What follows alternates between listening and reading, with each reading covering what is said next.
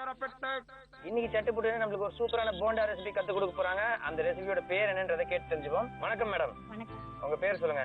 சித்ரா சீனிவாசன். இன்னைக்கு எங்களுக்கு என்ன டிஷ் செஞ்சு காட்ட போறீங்க? ஐஸ் பிரியாணி போண்டா. ஐஸ் பிரியாணி போண்டா. பிரியாணி வச்சு போண்டாவா? பிரியாணி கிடையாது. நம்ம வீட்ல சாதம் மீந்துச்சுன்னு வைங்களேன், அந்த சாதத்தை எடுத்து போடாம அதை 5 மினிட்ஸ்ல அதை போண்டாவை செஞ்சிடலாம். எல்லாரும் அந்த சாதத்தை வந்து தூக்கி போட்டுருவாங்க, ஆனா அதை வச்சு நீங்க போண்டா செய்ய போறீங்க. எனர்ஜியாவும் செய்யலாம். எனர்ஜி? அப்போ ஏதாவது இப்படி இருந்ததுன்னா 2 போண்டா வாயில போட்டு நல்லா தெம்பு வந்துருமா? சரி, ஓகே. ஐஸ் பிரியாணி போண்டா, இதுக்கு தேவையான பொருட்கள் சொல்லுங்க.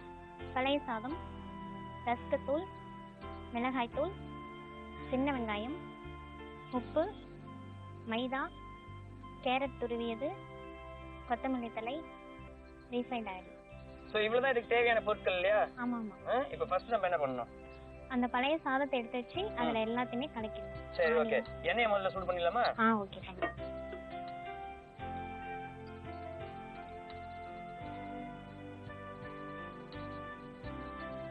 நெக்ஸ்ட் என்ன பண்ணணும்? நெக்ஸ்ட் சாதத்துல எல்லாத்தையும் பிசைஞ்சிக்கணும். சரி, ஓகே. பழைய சாதம் ரெடி. சோ இதுல ஃபர்ஸ்ட் என்ன சேர்க்கணும்? ஃபர்ஸ்ட் ஆனியன், கிரீன் சில்லி எல்லாமே சேர்த்துடலாம்.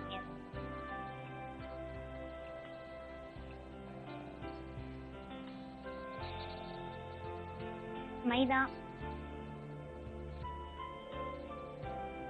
எல்லாமே அஷ்யூமிங் தான்.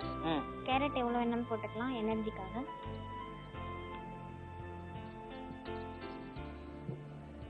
கொரியண்டர் லீவ்,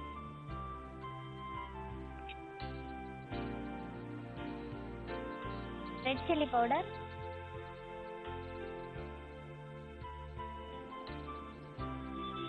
எல்லாத்தையும் போட்டாச்சு. லிட்டில் வாட்டர் போட்டு நல்லா பிசைஞ்சிக்கணும். கொஞ்சமா போட்டா போதுமா?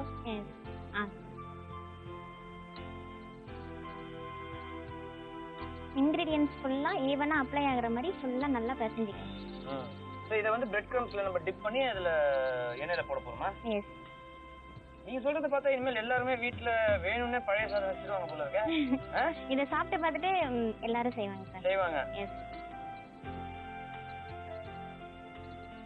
பிசைஞ்சாச்சா?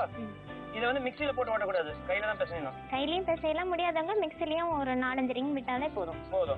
ஓகே. ரொம்ப நைஸ் ஆனாலும் நல்லா இருக்காது இல்லையா? ஆமா. சோ இப்போ நமக்கு வந்து எண்ணெய் நல்லா காயணும். எஸ். ஓகேங்க. எண்ணெய் காயட்டும். அதுக்கு அப்புறம் இந்த போண்டாவை நம்ம இந்த எண்ணெயில போட்டு ஃப்ரை பண்ணி எடுக்க போறோம். எண்ணெய் காயற வரைக்கும் வெயிட் பண்ணி பாப்போம். சோ இப்போ எண்ணெய் நல்லா காஞ்சிருச்சு இல்லையா? ஆமா. ஓகே. சோ இப்போ பிரெட் கிரம்ஸ்ல அதை டிப் பண்ணி போட்டுடலாம். எஸ். சின்ன சின்னதா உருண்டை செஞ்சு நல்லா சேஃபா கொண்டு வரணும். பிரெட் கிரம்ஸ்ல நல்லா ஃபுல்லா அப்ளை பண்ணிடுங்க.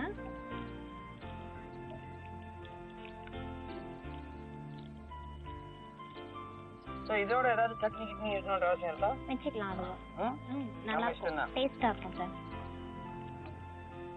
லைட்டா கோல்டன் கலர் வரும்போதே நம்ம எடுத்துடலாம். ஏன்னா எல்லாமே வெந்த சாதம் தானே. ஆமா.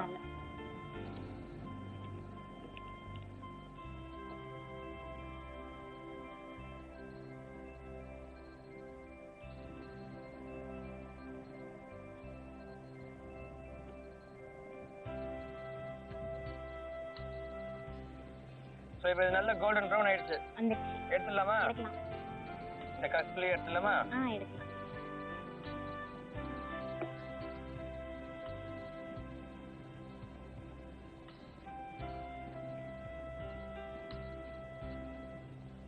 சோ ஐஸ் பிரியாணி போண்டா தயார். ஆமா, தயார். டேஸ்ட் பண்ணி பார்த்துட்டுமா? பாருங்க. ஓகேங்க. இந்த ஐஸ் பிரியாணி போண்டா இப்போ டேஸ்ட் பண்ணி பார்க்கறேன்.